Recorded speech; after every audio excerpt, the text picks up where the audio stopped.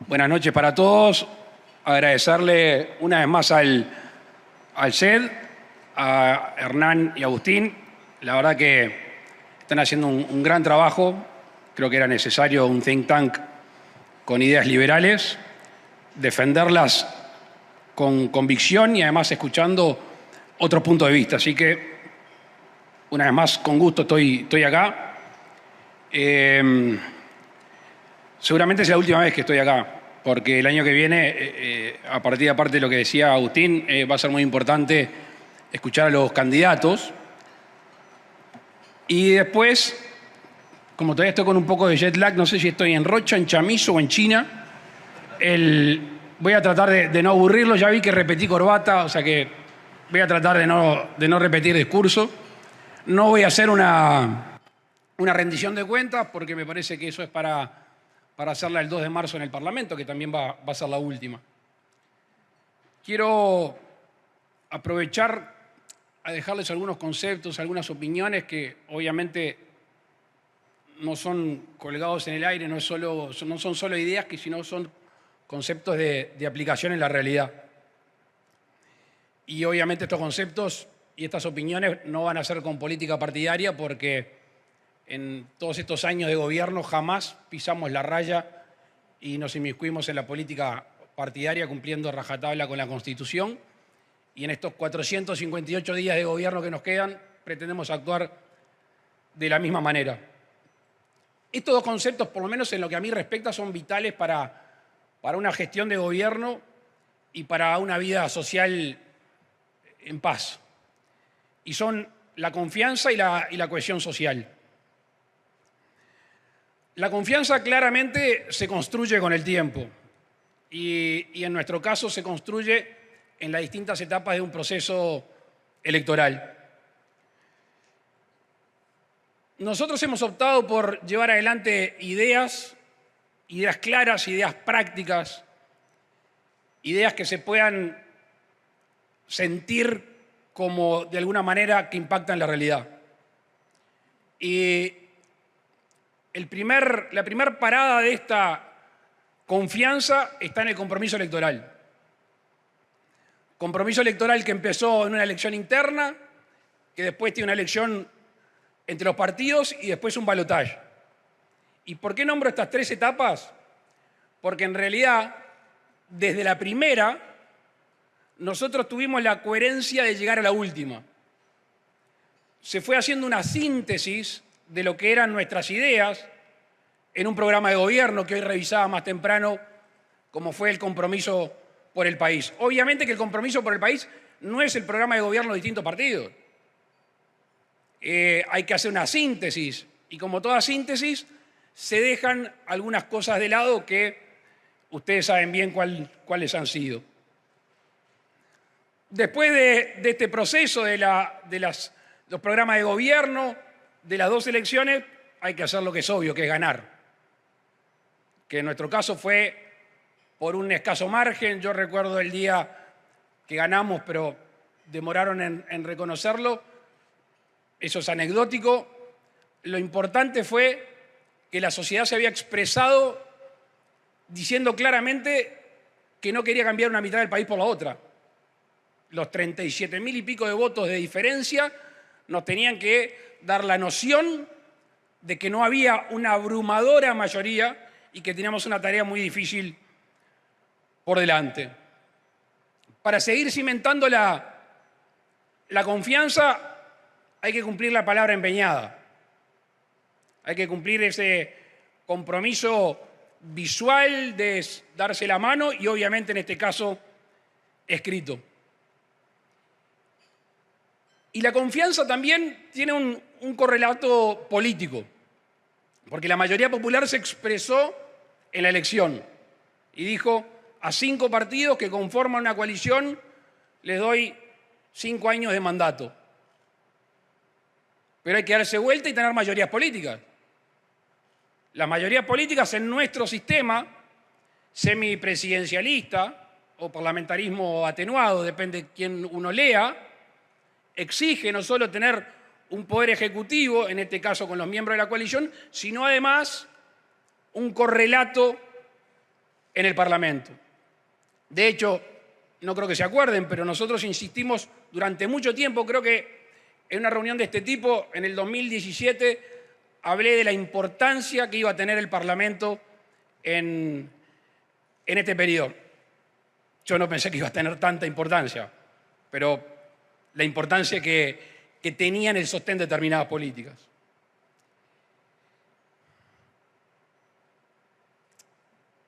Todo indicaba, después de ver no solo los programas de gobierno, sino los perfiles políticos, que la coalición tenía que ser lo más amplio posible, para que la gente se pueda mover con cierta libertad, para de alguna manera esos matices quedaran de lado en el momento de cumplir el compromiso por el país. Esta coalición nació con la partida de función firmada. Uno se va olvidando de las cosas, y no pretendo acá hacer historia reciente, pero desde que no llegábamos a empezar el gobierno, desde que no llegábamos a conformar un poder ejecutivo, desde que no íbamos a poder llevar adelante la LUC, desde que no íbamos a llevar adelante un presupuesto, y podría seguir hasta las últimas rendiciones de cuentas, pasando por la reforma de la Seguridad Social, que quizás fue el momento que más se estiró el vínculo en la coalición. Y por otro lado, además de la confianza, la cohesión social. Que es muy difícil pensar en la no cohesión social cuando un país no la sufre. Es como la libertad muchas veces se valora cuando sentimos la ausencia de la misma. Ahora, cuando vemos países que realmente han perdido la cohesión social, tenemos que mirarnos rápidamente al espejo y trabajar cotidianamente por la cohesión social. Yo soy un convencido que la democracia, que la cohesión social no es solo en el Parlamento, en el diálogo con los otros partidos políticos, es en el boliche, es en el trabajo, es en una reunión de familia. A mí me parece espantoso cuando me junto con alguien y me dice, no, por suerte en mi casa ya no se habla ni de fútbol ni de política. Ahí me da mucha tristeza que en una casa, para estar en paz, no se pueda hablar de fútbol ni de política. Entonces, ese intangible de la cohesión social es vital.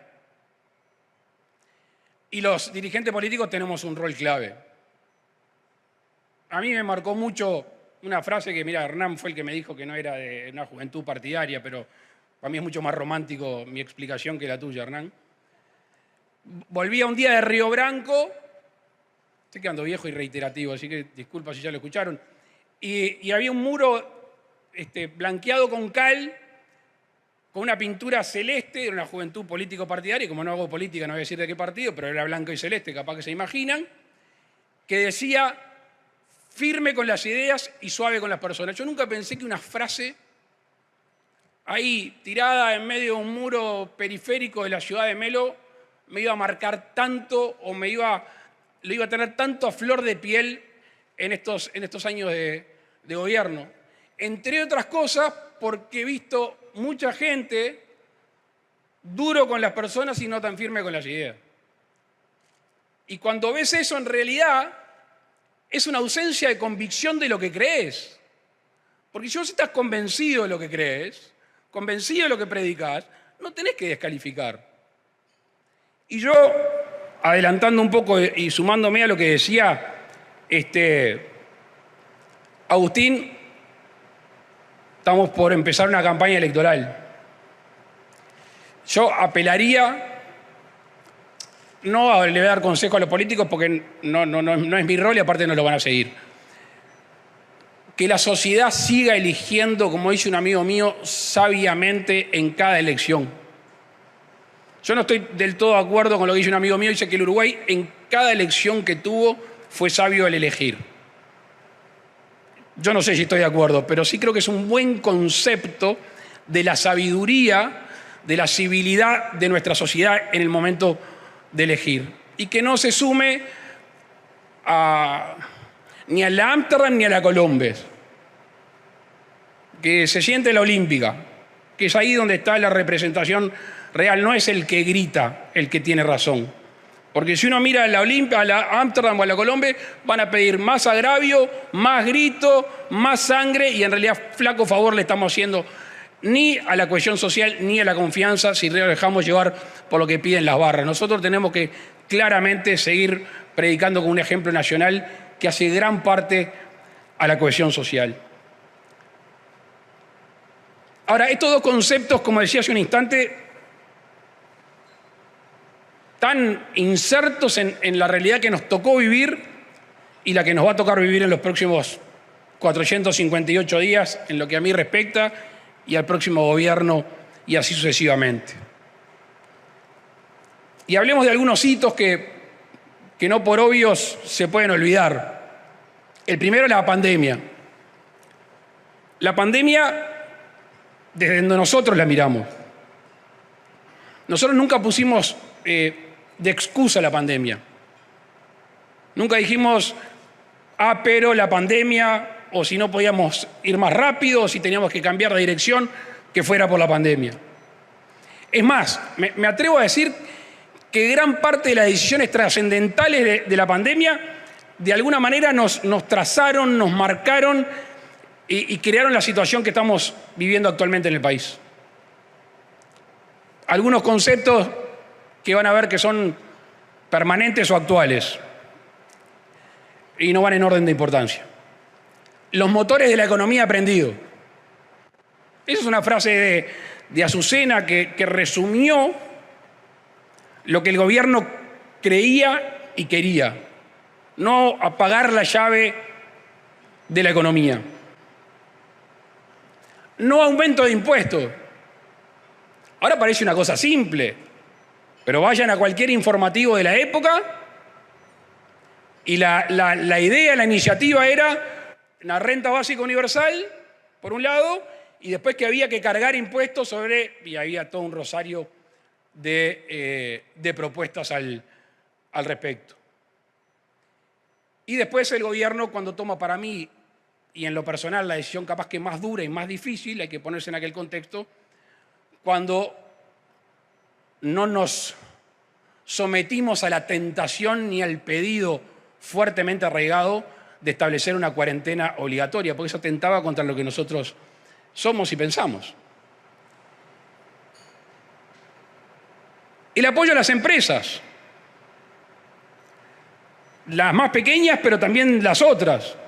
Capaz que el crédito SIGA, por lo menos ha sido el que yo más he escuchado a lo largo y ancho del país, que sirvió para sostener, o el seguro de paro transitorio.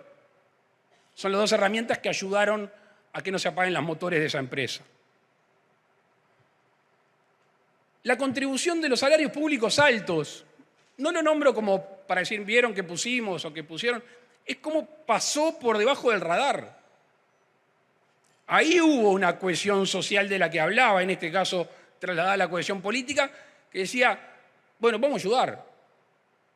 Y por 2 veces consecutivas esta contribución a los funcionarios públicos que ganaban más de 80.000 pesos, creo que era el número, tuvieron un descuento para colaborar en esta situación económica. Yo obviamente no le saco dramatismo, entre otras cosas porque todos los días cuando recibíamos los números de casos, los números de gente que está tratando de conseguir un CTI, las campañas acerca de la saturación de los CTI que por suerte nunca fueron ciertas, el número de muertos que son personas.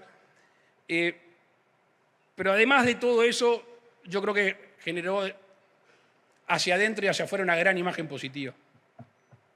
Recién lo decía Hernán, para mí la libertad responsable es lo mejor de que sacamos de cada uno de nosotros como sociedad, ¿no? Es algo que quedó impregnado en el imaginario, en la conducta colectiva. Que más adelante, capaz que comparto con ustedes un pensamiento acerca de la libertad responsable y lo que significa y cómo la vida no hay que tomarla necesariamente en negros o blancos, salvo cuando se trata de valores y de principios. Y decía hace un instante que nosotros no tomamos a la pandemia como una excusa. Y no lo hicimos en la gestión de gobierno. Algunos hitos importantes. La LUC.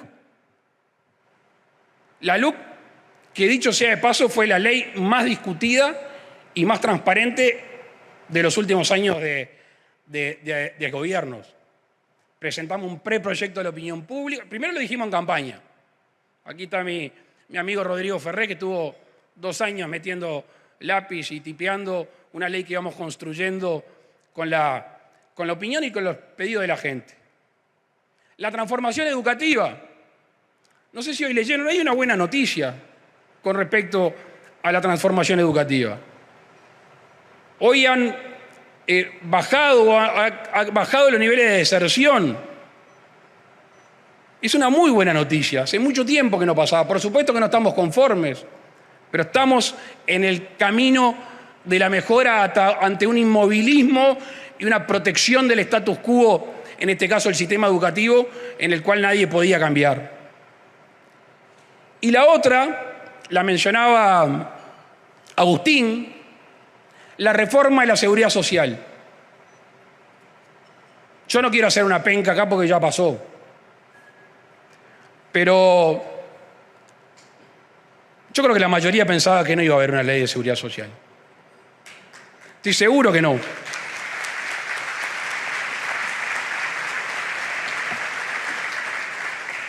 Presidente Sanguinetti, voy a contar una reunión semi-privada que tuvimos, si me lo permite. No sabe cuál es, así que me lo va a permitir. No estaba solo el presidente Sanguinetti, estaba Pablo Mieres. Iba a decir Agustín Iturralde, ya lo corriste a tu viejo. Estaba Pablo Iturralde y después estaban los otros líderes partidarios, que no sé si está alguno acá. Pido disculpas que levante la mano. Y se hizo una presentación, estaba Rodolfo. Gracias, Rodolfo, de corazón.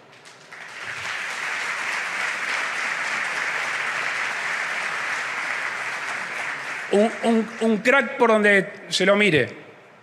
Técnicamente, humanamente, todo. Estamos muy agradecidos a Rodolfo y creo que el país tiene que estarlo. Y después que Rodolfo Saldain contó un poco de qué se trataba, empezó la ronda política. Y el senior de todos, que es el presidente Sanguinetti, que estaba sentado acá, a mi derecha, me dijo, sus únicas palabras fueron, presidente, ¿y usted qué quiere? Y yo me di vuelta y se ve que fue medio automático y le digo, presidente, yo lo que quiero es presentar un proyecto de ley de seguridad social y quiero que el Parlamento apruebe una reforma de la seguridad social. Ni una palabra más, dijo el presidente Sanguinetti. Y ahí llegó todo un trabajo que hace que hoy el próximo gobierno no tenga que pasar por esto. Es cierto que no es la reforma que soñábamos. La negociación política es propia de eso. Es cierto que hubiéramos querido aflojar menos. Ahora, yo acá tengo un gran signo de interrogación. Y yo creo que tiene que ser contestado.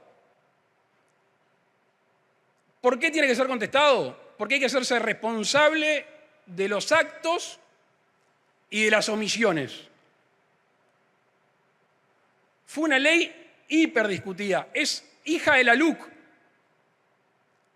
La reforma de la seguridad social tiene el germen en la LUC cuando se estableció una comisión, entre otras cosas, que empezó a trabajar, que tuvo meses, que se recibió no sé cuántas delegaciones y se llegó a un anteproyecto. Los que hoy plantean el plebiscito no aportaron una idea. No aportaron una idea ahí, ni aportaron ideas posteriormente. Y el Uruguay todo tiene que saber qué es lo que van a hacer o pretenden hacer si la ciudadanía le da por la posibilidad de ser gobierno. Tienen que contestar, no es si plebiscito no o plebiscito sí. Porque esa es fácil, esa es de manual. Yo quiero saber que le digan a las nuevas generaciones del país qué van a hacer con la reforma de la seguridad social que con coraje, como decía Agustín, aprobó este gobierno.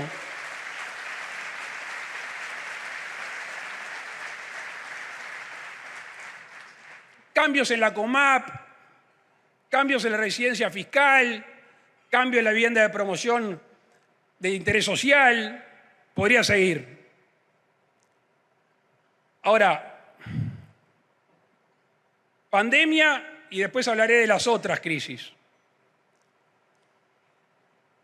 No vine a hacer un balance, pero me parece que ante tanto discurso no está malo decir algunas cifras, porque la primera que le voy a decir, esta la tuvimos discutiendo con Azucena y nos llevamos a poner de acuerdo, a ver si yo me logro explicarlo, porque al principio no me expliqué bien con Azucena. Esto lo que pretende decir es cuánto le costó económicamente al Uruguay la pandemia, la sequía y la crisis que afrontamos por la diferencia de tipo cambiario y de precio con la Argentina. Entre erogaciones, renuncias fiscales y lo que no ingresó por concepto, por ejemplo, de la venta de los productos agrícolas, al Uruguay le costó 4.144 millones de dólares. El spread, el rango que hay entre lo que gastamos y no ingresó son 4.144 millones de dólares. Ahora, pandemia, sequía, la crisis con la Argentina, la guerra. Podríamos decir, excusas tenemos. Cuando ves las cifras, no solo que no pusimos excusas, sino que las cifras son positivas. Yo sé que no venden las cifras positivas, venden mucho más las negativas, pero permítame que yo le diga algunas que, insisto, son datos. Están para ser chequeadas porque, por suerte, en Uruguay los datos que se suministran en todos los tiempos son verídicos. La tasa de empleo es del 58,6%. Para compararlos, porque es bueno compararlos, en el 2019 era el 56,6%. La tasa de actividad del 64,1%, en el 2019 era 62%. El salario real, que ha sido una gran discusión, tuvo un aumento del 4,8%, y es más, está 1% arriba del 2019. En este periodo de gobierno se crearon 93.500 puestos de trabajo.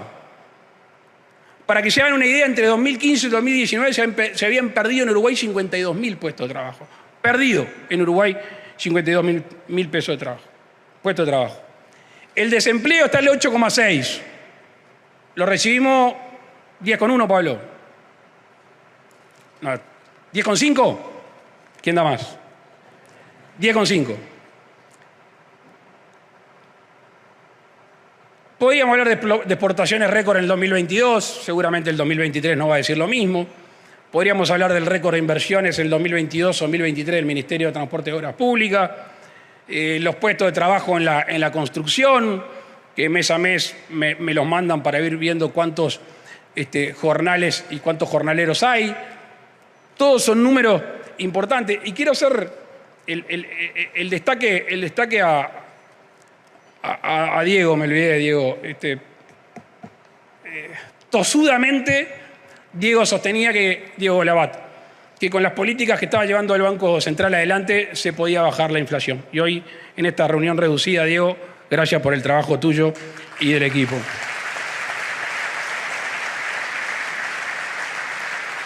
Entonces, pandemia, guerra, sequía, crisis argentina, números positivos, y no me cierra a mí, me está faltando algo. Bueno, aumento de impuestos. No.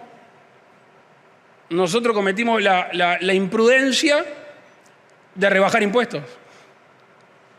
La renuncia fiscal por IRPF, IAS e impuestos a las empresas son de 150 millones de dólares. Este año son 90 millones de dólares y el año que viene se suman 60 a los 150.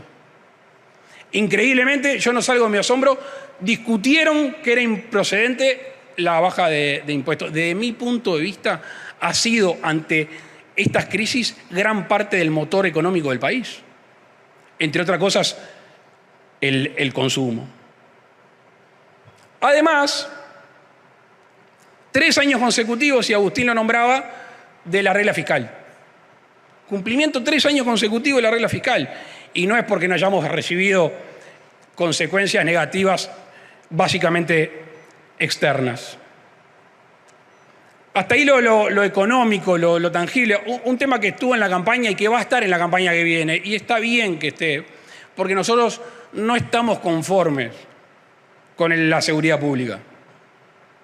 Porque como no creemos que el hombre sea el lobo del hombre y no creemos en la violencia como modo de vida ni solucionar los conflictos, ahora los números de nuevo son los números. Nosotros no hicimos promesas electorales de porcentaje, pero a octubre las rapiñas bajaron más de un 23% y los hurtos más de un 18%. Cuando alguno va a estar pensando, ¿y los homicidios? Y sí, no estamos bien. Igual lo bajamos 1,3%. Ahí tenemos un tema que, como yo decía en campaña, no vale decir que son ajustes de cuentas y lo otro, porque una vida humana siempre es una vida humana, pero tenemos un problema con ese tema.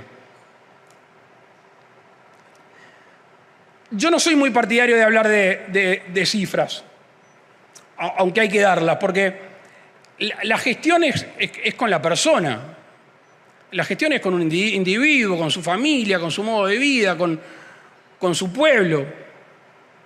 Y créanme que este gobierno ha tenido una profunda vocación descentralizadora. No solo descentralizar cuando ven, yo qué sé, en Instagram o en Twitter o en el informativo, cuando nos sacan que andamos lejos para nosotros, cerca para ellos, sino que también ha habido una descentralización dentro de Montevideo. No me quiero meter en las internas de otro partido, pero Gabriel Gurmendi cableó Casaballe con fibra óptica y otros lugares donde la fibra óptica no había llegado. Eso es una descentralización efectiva por parte del Estado. ¿Por qué? ¿Por qué hacemos esto? Y porque es un gobierno con una fuerte concepción humanista. Y para mí tener una fuerte concepción humanista, entre otras cosas, es no jactarse de lo que uno hace para con los más necesitados o los más débiles. Y este gobierno ha tomado acciones, como por ejemplo el Hospital del Cerro. Hay un video de una señora que dice: la primer piedra fundamental del Hospital del Cerro fue en 1951. Yo pensé que me iba a morir con una acumulación de piedras fundamentales. Y llegó este gobierno de coalición y construyó el Hospital del Cerro. El tema... Vi que filmaron a Leonardo Cipriani, así que gracias. ¿Dónde estás, Leo? Gracias, Leo. El tema asentamientos. Yo estoy seguro que todos los gobernantes, en mayor o menor medida, han entendido que el problema de los asentamientos es un tema de una dimensión mucho mayor que la vivienda. Es un tema de motivación personal. Si a cada uno de nosotros que dormimos calentitos, tapados, con aire acondicionado, nos cuesta arrancar todos los días, imagínense una persona que vive en un rancho de chapa con 8 familiares, con agua servida, y la tiene que salir a remar todos los días, y que tiene que educar a sus hijos, y lo que abundan son las carencias. Bueno, este gobierno duplicó lo que se destina a los asentamientos irregulares en nuestro país. Pasó de 230, 240 a 480 millones de dólares. Obviamente que tenemos que transformar ese dinero lo más rápido posible en mejorar esas vidas. Alguno de los que está acá participó de alguna actividad del Ministerio de Desarrollo Social. No lo vi a Martín Lema, pero me imagino que debe estar por acá. El tema de los liberados. Cuando uno ve la cantidad de gente que sale mensual y anualmente de las cárceles, es impresionante. Sobre todo las condiciones en las que sale esa gente. Sale con una mano adelante y una mano atrás. Y el primer día capaz que aguanta, el segundo capaz que aguanta, el tercero, el cuarto, ¿qué va a hacer? Si no consigue laburo, si no está preparado, y si tiene a los vecinos de la vuelta, la barra de la vuelta, que dice: vení que tenemos un negocio fácil hoy de noche. Y el MIDES está haciendo un gran trabajo con respecto a la inserción laboral, con respecto a la inserción social. El lunes estuve en Maldonado, en una fundación que es una réplica de lo que se hace en Argentina, que van a jugar al rugby a las cárceles. Es impresionante la transformación que se está viendo en algunos penales acá en nuestro país. Y Martín me decía que cuando fueron a ver para la primera experiencia laboral, encontraron 50.000, digo chiquilines porque por lo general son jóvenes, que no tenían cédula. O sea, son tipos que entraban a la cárcel, que pasaron por la cárcel, salieron de la cárcel sin cédula. Eso explica todo lo que puede pasarles después y por eso nosotros hemos trabajado fuertemente con recursos y con cariño, con afecto para los liberados. Y después, a mí particularmente me llena mucho llegar a los lugares que fui en campaña electoral. Está mi amigo Guillermo Besosi acá. No quiero hacer el cuento del puente sobre Lares y Perseverano, porque para empezar es aburrido, pero cuando llegamos con Guillermo a las 3 de la tarde en verano a Castillo, después fuimos a Perseverano. ¿Cómo se llama la veterana rubia? Te dejé pegado, te tenés que inventar un nombre. Nancy. Vos contás sin memoria y yo estoy sordo. Gladys. Bien. Y me acuerdo que hacía un calor enorme, había unas chiquilinas haciendo zumba, estaba medio. El pueblo estaba movido. 200 personas, Perseverano. Y vino esta señora y me arrastró 1 kilómetro caminando por una calle de polvo. Me dice, no sé, vos sos político, vos acá no vengas a prometer nada. Lo único que necesitamos es este puente, que le llamamos puente porque queremos. Era una calzada mejorada que dividía al pueblo de Lares con el de Perseverano. ¿Y por qué traigo esta anécdota? Porque esa gente que tuvo la suerte que la gente de Soriano nos llevó allí a hacer campaña, no grita, no reclama, no tiene sindicato, no sale en los diarios, después del puente salió en algún diario, pero también ahí es parte de lo que tiene que hacer un gobernante cuando toma decisiones. Y aquí quiero hacer hincapié en lo que más temprano le decía.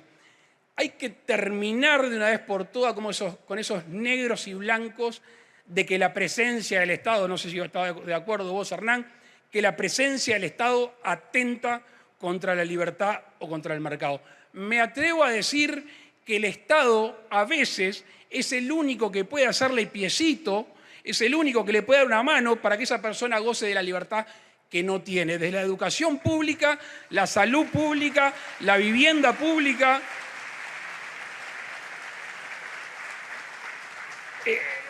El tema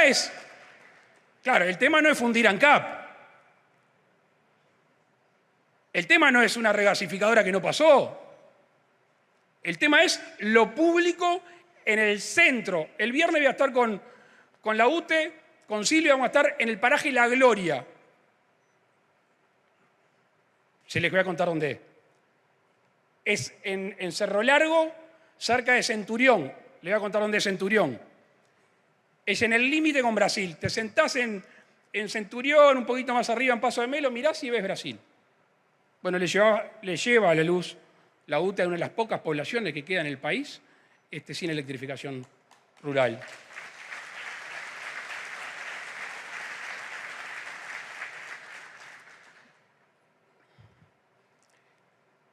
¿Cómo estoy de tiempo? Lo que queda por hacer.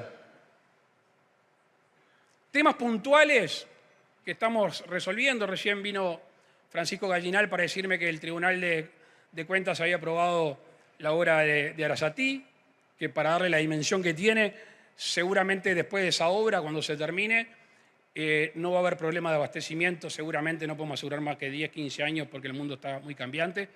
En la zona metropolitana es una obra que yo tomé contacto en las primeras épocas del 2000, que está creo que la década del 70 planificándose, la vamos a hacer.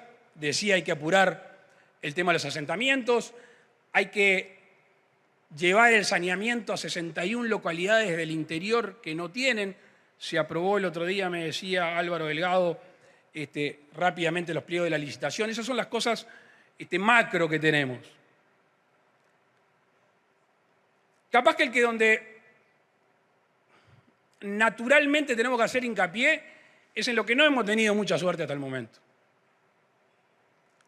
Porque como en el tango hacen falta por lo menos dos para bailar, que son en las relaciones exteriores.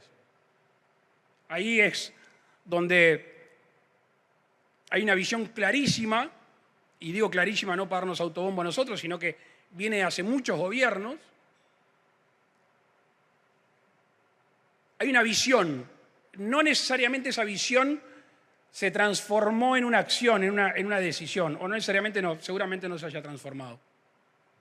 Pero nuestro gobierno insistentemente en reuniones oficiales, comiendo un pedazo de carne, hablando en todos los estrados, negociando con nuestros técnicos, ha insistido que nosotros no tenemos por qué optar entre el Mercosur o China, o el Mercosur y el Transpacífico, o el Mercosur y quien sea.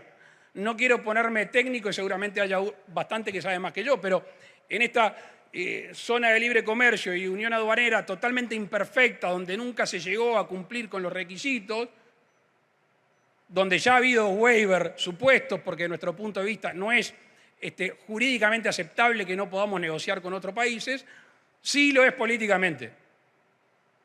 Y no hay más perro que el chocolate. Salió en todos lados. El presidente chino fue muy claro y después está traducido en la declaración. Estoy para acelerar la asociación, dicen ellos, del libre comercio, punto. Y después se da vuelta y dice, estaría bueno que hablen con el Mercosur. Yo lo que, no sé chino, pero lo que puedo traducirle es que lo que quiere China es que no recibir llamado, entre otras cosas, y está mi amigo el embajador brasileño acá, que no recibir llamado de Itamaraty para que podamos ir libremente. No descubro nada, no descubro nada si les cuento que se agrega un ingrediente distinto. Nosotros estábamos llegando a China y estaban contando los votos, o cuando estábamos en el avión estaban contando los votos del balotaje argentino. Cambia la región. ¿Ah? Bueno, vamos a aprovechar. Nosotros tenemos que aprovechar. Nosotros tenemos que aprovechar, como hicimos con el presidente Lula, que la verdad que se ha comportado fiel a su palabra en las cosas que le pedimos. Tenemos que hacer lo mismo con el presidente electo Milei. Hay que decirle, mirá, no nos metemos en la política interior de cada país. A mí no me importa la política argentina, puedo ser como analista, pero no me corresponde. Ahora, Uruguay necesita estas 4 cosas de Argentina. Y ustedes que son empresarios saben, entre otras cosas, lo difícil que es exportar a la Argentina y difícil que te paguen a veces en la Argentina y otros temas que son más de logística, de transporte, de navegación, que nosotros vamos a hablar con el presidente argentino en buenos términos y creemos, bajo su manto liberal, que va a ver al vecino y va a decir, así como yo soy liberal, quiero que tú también seas libre. Y Uruguay es lo que pretende. No pretende concesiones, no pretende privilegios, pretende ser libre. Con que no dejen ser libre acá en la vuelta, nos revolvemos con el resto del mundo, no me cabe la menor duda.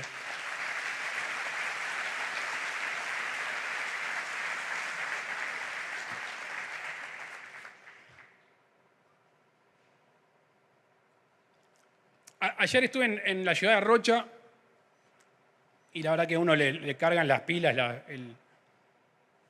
el afecto de la gente, la gente cuando demuestra que no está todo bien, pero ve un equipo que está haciendo las cosas que tiene que hacer. Y no me le afloje, gurí, cuando me dicen gurí me encanta, no echen para atrás. Me dijo uno que le dije, te voy a citar, aunque me olvidé el nombre, dijo, para atrás solo para buscar bala. Me dijo, es un tanto violento lo que vos decís, pero entiendo tu concepto, entiendo el concepto. Lo que sí, ¿qué es lo que hace que las cosas pasen? Porque vos podés tener todo el concierto internacional alineado, como en un momento lo tuvimos, podés tener los precios de los commodities volando, podés tener todas las cosas. Ahora, cuando no hay una actitud, cuando no hay una determinación. Mire, yo me levanto todos los días de mi vida, en los peores momentos de la pandemia, y me miro al espejo y agradezco ser presidente de mi país. Es un privilegio.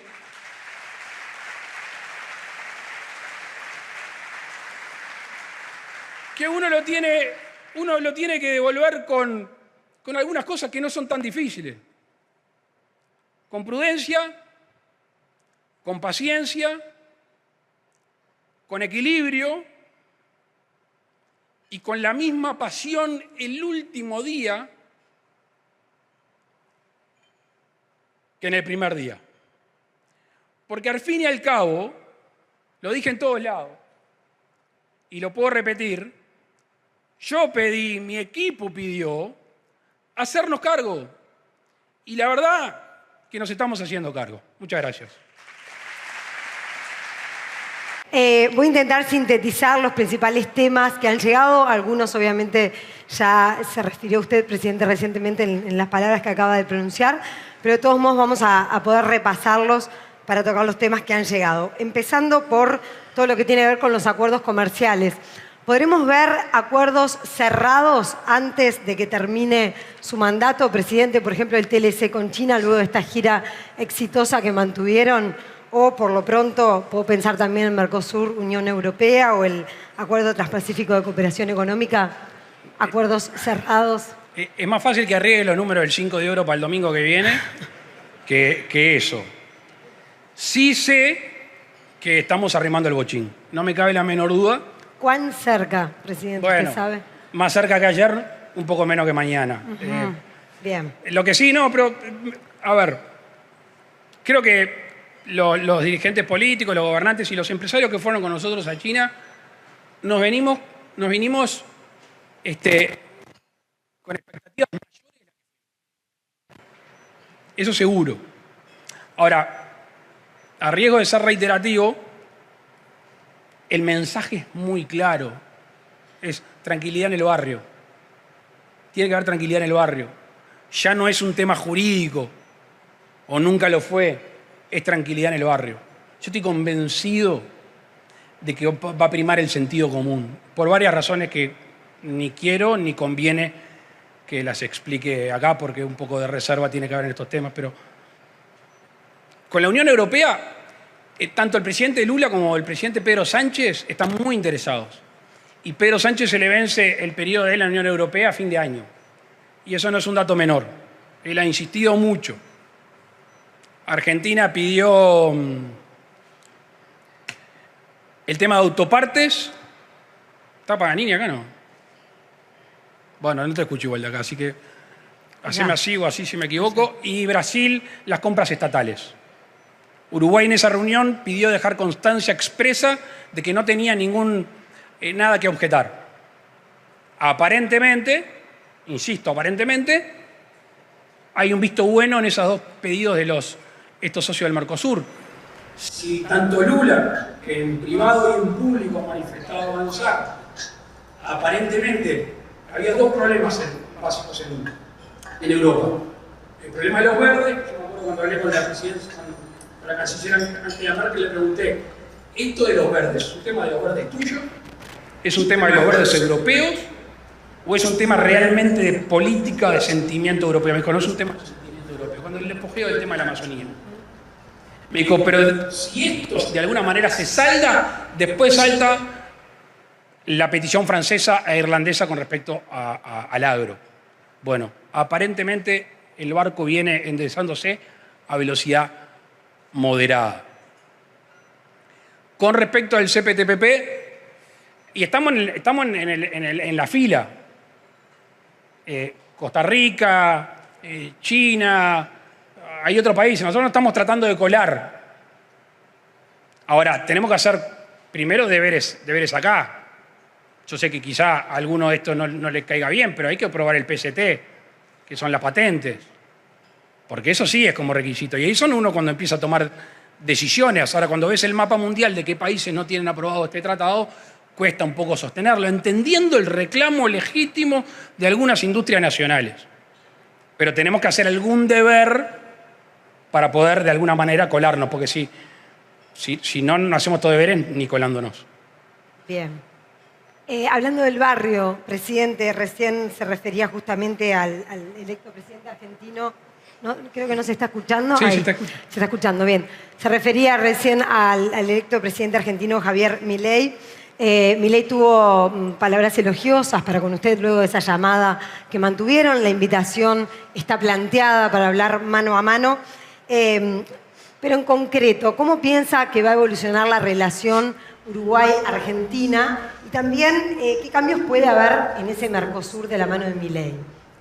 Sí, prudencia, paciencia y equilibrio, te decía hace unos minutos. Sí. Nosotros vamos con las mejores intenciones. Siempre cuando empieza algo nuevo le das crédito. Y ojalá que los pasos sucesivos que tomen, por lo menos en la relación con el país, que es la que nos atañe, y la relación con el Mercosur sea en base a lo que se dijo. O sea, tenías, no sé si dos modelos, o vamos a llamarle dos propuestas. Una claramente con las acciones, de alguna manera nos encorsetó y se puso de acuerdo en aquel momento con Brasil. Y esta opción, en la campaña electoral, si es que se cumple lo que nosotros creemos que debe ser la actividad política, se dijo que querían un Mercosur abierto, en un Mercosur donde Uruguay pueda negociar bilateralmente. El pueblo argentino se expresó, hay un presidente nuevo, nosotros vamos a tratar de que se cumpla con eso y que apoyen la posibilidad de que Uruguay tenga acuerdos bilaterales con otros bloques o países. Bien, muy bien. Hablemos un poco más de lo que significa llevar adelante el gobierno y sobre todo cómo usted realiza su proceso de toma de decisiones. ¿Cómo priorizar y cómo decide entre las reformas a largo plazo que van a dar rédito seguramente en futuras administraciones y en otras medidas a corto plazo? ¿Cuánto pesa el costo político de todo esto? Mira, este es un tema muy recurrente, pero ¿sabes qué? No hay nada más lindo en la vida que cuando querés hacer lo que tenés que hacer. O mejor dicho, cuando tenés que hacer lo que querés hacer. Y esta fue una discusión política interesante en la reforma de la Seguridad Social. Mi argumento, obviamente un poco me convenía, pero era real, es que el costo político en Uruguay lo va a pagar el que se opone a la reforma de la Seguridad Social, porque por cuestiones de corto plazo no pensó en el largo plazo. Y ojo, que había agoreros de que esto iba a ser un desastre electoral y un desastre de opinión pública. Y aquí yo quiero extenderme un poquito más, cuando hablaba de la cohesión social. Yo creo que este gobierno tuvo, como decía Agustín, el coraje de tomar determinadas decisiones, por ejemplo esta, o la transformación educativa. Ahora, fíjense qué importante, qué cohesionado es el Uruguay cuando lo comparamos, por ejemplo, con la reforma de la Seguridad Social en Francia. En todas estas reformas que sacuden el status quo, que sacuden al poder de determinados organismos e instituciones, no se rompió un vidrio de una pedrada, no se prendió un fuego, la policía no tuvo que reprimir a palos a nadie. Uruguay transitó firme con las ideas y suave con las personas por reformas que eran necesarias y que nadie quería hacer. Bien, también imagino que hay, bueno, es evidente, ¿no?, que en su rol hay muchas pujas entre las demandas de los distintos sectores, en esto que hablábamos de su proceso de toma de decisiones, entre los sectores empresariales, los sectores sociales, los políticos, por supuesto. ¿Cómo juega eso a nivel interno para usted? ¿Cómo es ese proceso de toma de decisiones? Y te agrego un grupo enorme, el más grande de todos, el que no tiene voz. El que no tiene cámara, no tiene sindicato, no tiene nada. Que es el que anda y arde en las calles, es decir, doctor Luis Alberto Herrera.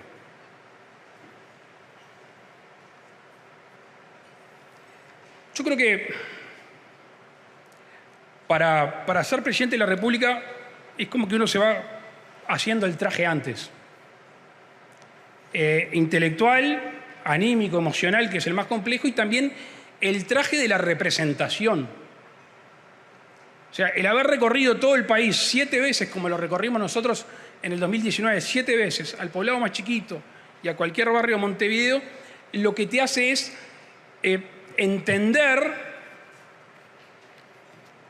comprender y después querer los reclamos y pasarlos por el tamiz más difícil, que es el de la justicia. Yo tengo 3 hijos, los miro los 3 y a veces no sé, con la decisión que estoy tomando, con quién son justos. 3. Bueno, un gobernante tiene que tomar decisiones, de nuevo, que no son blancas o negras, sino sería un bollo, que son gris más oscuro, gris más clarito, y tenés que tomar una decisión. Lo que no puede estar afectada esa decisión es por quién grita más. Porque ahí está frito, porque por lo general el que grita más es el que no tiene razón. El que tiene razón es silencioso. Y eso es lo que hemos tratado de hacer con el equipo. Y los procesos de decisión nuestros no son fáciles. Son de mucha discusión. Hablan plural, son procesos. Sí, porque cuando no discuto solo, por lo general, aunque a veces sí, créeme que son las discusiones más complicadas de todas. Y si las pierdo aparte. Sí, yo no soy especialista en muchas cosas. Por suerte, miro a mi costado y tengo primero buena gente y después tengo especialistas. Y bien intencionados. Entonces, de lo que escuchamos de todos, es de ahí que soltamos una decisión. Y sí, la decisión última es mía. Por lo menos las que sean criticables es mía. Y eso es parte de lo que hablábamos hoy más temprano, que es la toma de decisiones, la preparación para tomar decisiones. Y dentro de esas pujas de los distintos sectores, bueno, esta posibilidad de que la reforma de la seguridad social pueda verse anulada por este referéndum impulsado por el PIT-CNT, no deja de ser parte del sistema y parte de lo que también puede suceder. Queda claro, hablado sobre esto en estos minutos, pero no sé a nivel interno, como estaba diciendo usted, cómo puede llegar a procesar esta posibilidad existente, ¿no? Y que también responde a sectores que así lo entienden. Me ayudás a reafirmar lo que decía hace un ratito. ¿Y si no qué? Yo creo, esto se lo decía a uno de los competidores ahora en las elecciones que viene, que acá hay una gran bolsa gigante, un bolsón de signos de interrogación. ¿Se va a derogar la transformación educativa? ¿Se va a derogar la prohibición de piquetes? ¿Se va a derogar la reforma de la seguridad social? Porque hasta el momento es el periodo de oponerse, es lógico, es propio de la tarea de la oposición. Ahora digan qué van a hacer, porque Uruguay lo que no necesita es más signos de interrogación. Uruguay necesita signos de reafirmación. Y nosotros, que creemos que falta mucho, que hay muchas cosas por hacer, el rumbo es claro. Matices, distintas sensibilidades de los partidos de la coalición, obviamente, pero el rumbo es claro porque todos participamos. Y hasta el momento no he escuchado a ninguno que diga hay que girar 180 grados para el otro lado, por lo menos de la coalición. Ahora, lo que dicen que hay que girar bruscamente, que digan cuál es la dirección, porque eso no genera ni confianza ni cohesión social, que es lo que yo hago hincapié que tiene que tener un país: confianza y cohesión social. Hablando justamente de la oposición, ¿cómo ve, presidente, el relacionamiento entre el gobierno y la oposición en este momento? Y más o menos. No, más o menos. Muchas gracias. ¿Cree que se está generando una grieta también? Me salvaste justo en el... No. ¿Por qué no? Porque en Uruguay la sangre no llega al río. Creo, espero. Porque, a ver, el acto del obelisco, de los 40 años del obelisco el otro día. Había unos más incómodos que otros, claramente. Pero estábamos todos ahí. El día que el presidente Sanguinetti, el presidente de la calle y el presidente Mujica, ante un pedido mío, hicimos un se cumplía la conmemoración del golpe de Estado. Y aparte pasó una cosa muy linda. Cada uno estuvo en lugares distintos, no solo distintos, opuestos. Y ninguno miró por el espejo retrovisor.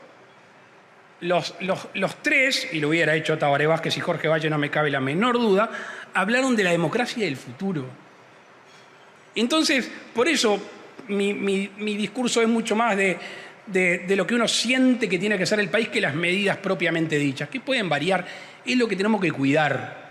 Y además está demostrado que se pueden hacer transformaciones profundas, potentes, sin que llegue la sangre al río. Creo que esta pregunta tuya es la fundamental. Cuidemos entre todos lo que tenemos, sobre todo cuando empiezan los latidos del corazón y la sangre en la campaña electoral, que hay un día después. Y está comprobado en el mundo y otros lugares que el camino que elegís para llegar es el que después te legitima para actuar de determinada manera.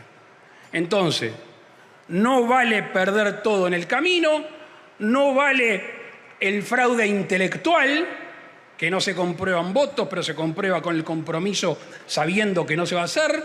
Hay que establecer claridad y saber que el día de mañana, estos 3.400.000 y pico que dio el censo, vamos a vivir todos en el mismo país y la gestión de un gobierno es el que es para el más hincha de todo y para el más detractor de todos de un gobierno. Si eso lo tenemos claro o lo tienen claro los candidatos, el Uruguay va a seguir siendo un ejemplo para sentirnos orgullosos y para seguir cuidándolo.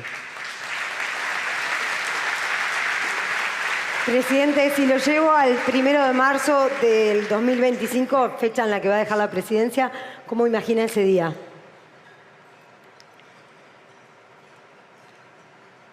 Y no puedo contarte. No participo de política partidaria. Porque en realidad me imaginé octubre también. Y me imaginé, quedan 458 días para el fin del gobierno, 214 para la interna y 333 para las nacionales. Y créeme que me imaginé cada uno de esos días.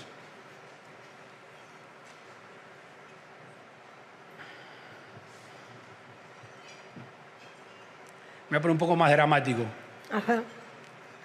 No sé con quién hablaba hoy de mañana, y no sé, salió ese tema tan lindo como el de la muerte.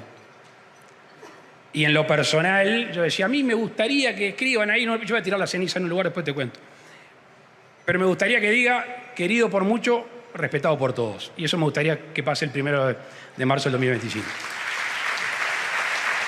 ¿Y por qué logro, para terminar, por qué logro le gustaría ser recordado? ¿Qué?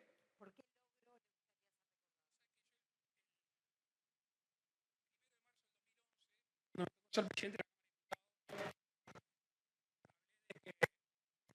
se preocupa mucho por dejar huellas, el que se queda demasiado tiempo en un lugar y no anda.